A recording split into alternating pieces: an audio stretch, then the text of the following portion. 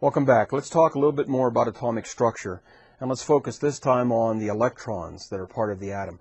By the way, this is going to be important material for you to understand then the discussion that goes on about chemical bonding, and there'll be a number of videos dealing with the different types of chemical bonds. So pay special attention to this idea of the distribution of electrons in atomic structure.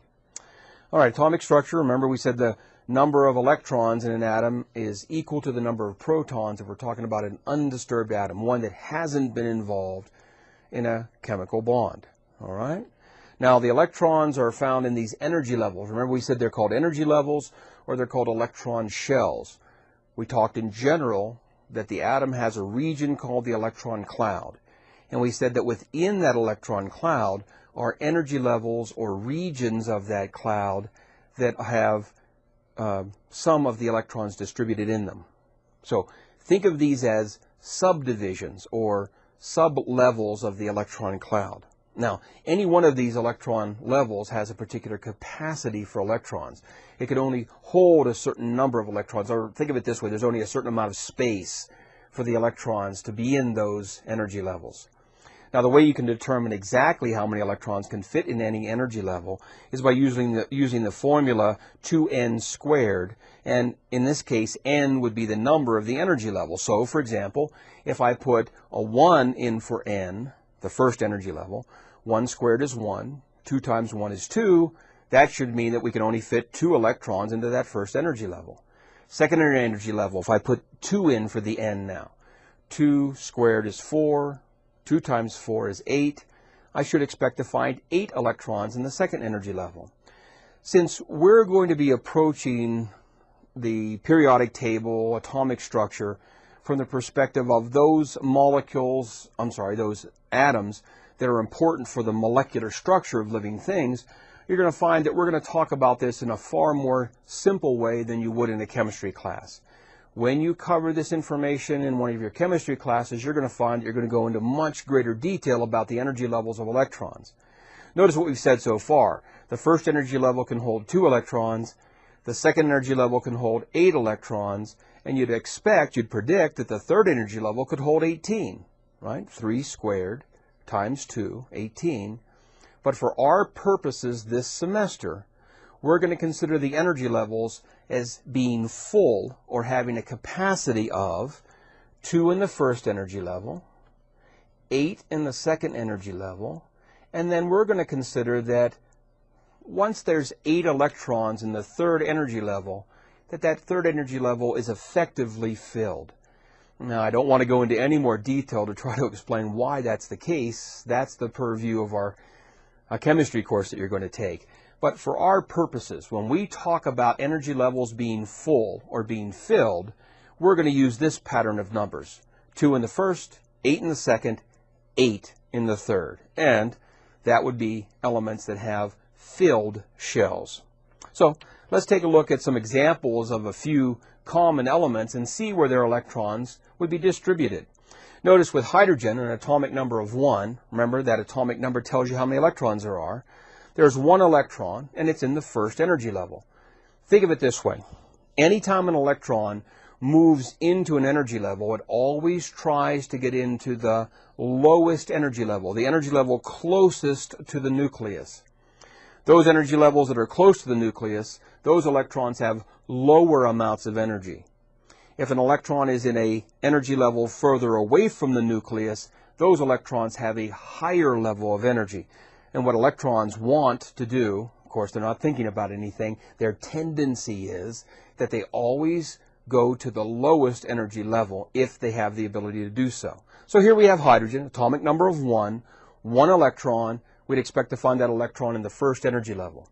Notice in this illustration that it shows that there's still room for 1 more electron in that energy level. It's not completely filled. Take a look at carbon with its atomic number of 6.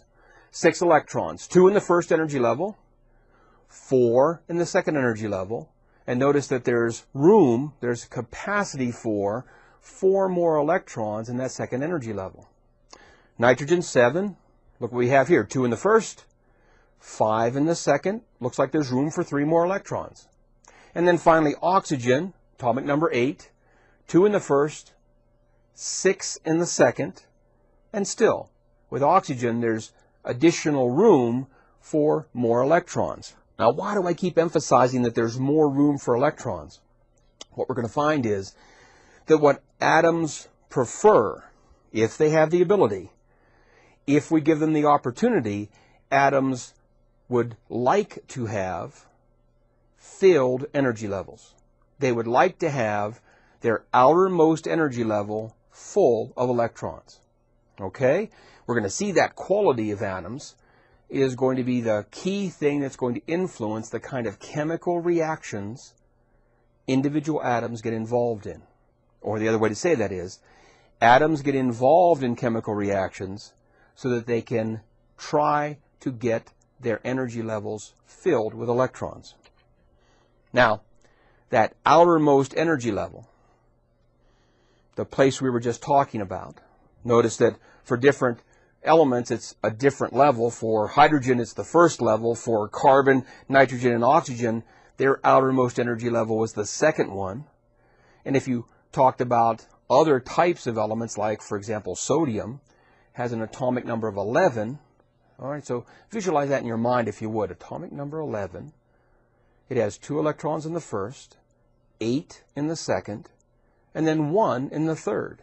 So for sodium, its third energy level would be its valence level, or valence shell.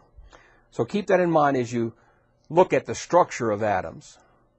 The outermost energy level is called the valence, or it's an electron shell, so it could be called the valence shell. What the number of electrons are in the valence shell of an atom, how many there are, how close that valence shell is to being full, will determine the chemical properties of a particular atom. That's going to be a key feature that will determine the kind of bonds, the kind of chemical reactions that atoms involve themselves in. All right? Atoms that have all of their energy levels filled with electrons, so their outermost energy level is filled with electrons, we would say are stable. And for some reason, and we don't completely understand why, atoms want to attain stability. It's the key feature that all atoms seem to share, is that they have a tendency to do things to get their energy levels, their outermost energy level, filled with electrons. So that means that atoms that have unfilled energy levels, well, gee, that was all the ones we just talked about, wasn't it? We would refer to all 4 of these as being unstable. They do not have their outermost energy level filled with electrons. Since they're unstable, that means that they will be reactive. They will involve themselves in chemical reactions. They will try to become stable if they can. All right, so stability is a key feature of what determines the chemical properties of atoms, their valence shell electrons. All right, now, you see what that means? When we get ready to talk about chemical bonds, the key feature we're going to be talking about, the focus of chemical bonding, is going to be on the valence electrons of a particular atom. How many there are, what's their distribution, that's going to determine the chemical bonding properties of that atom. Now, there are some elements. Take a look at your periodic table, find the far right-hand column, and you're going to see that there's a number of elements that are naturally stable. They have 2 electrons in their first shell and no more. Helium. All right. They have 8 electrons in their second shell, so 10 electrons altogether. They feel stable naturally. As a matter of fact, that whole right-hand column on your periodic table are called inert gases or noble gases. All right? Helium, neon, argon, krypton, xenon. If you take a look at those on your periodic table, you'll see that they're all elements that are naturally stable. Their outermost energy level is filled with electrons. They're said to be inert because they do not go through chemical reactions with other elements. Remember, we said the whole reason atoms go through chemical reactions is to try to become stable. So if I'm already naturally stable, if I'm helium and I have my outermost energy level filled, I have no need to react with anybody else. Keep that in mind as we talk about the chemical bonding in future videos that deal with the different types of chemical bonds. We could say that there are different ways that elements, atoms, attempt to become stable. All right, so think about what we've discussed so far. We've said that the electrons are in the electron cloud, but they're distributed within electron shells. We're going to be dealing with elements where we only have to really focus on the first 3 electron levels, the first 3 shells. We said that it was important for an atom to have filled shells to attain the quality of stability. And we said that 2 would be the capacity for the first shell, 8 for the second, and then we sort of gave a simple way of thinking about the third energy level, and we said that having 8 electrons in the third energy level would be stable enough. When you take chemistry, you'll see that I'm sort of fudging things a bit, but it's good enough for what we're going to be talking about this semester for biological molecules. The outermost electrons, the valence electrons in the outermost shell, are going to be the key feature of an atom that determines its bonding qualities. Remember, we mentioned those inert gases, helium, neon, and so forth. Since they're naturally stable, they do not form chemical bonds with other atoms. Now, you're going to want to make sure that after this, you take a look at the 3 videos dealing with the different types of chemical bonding.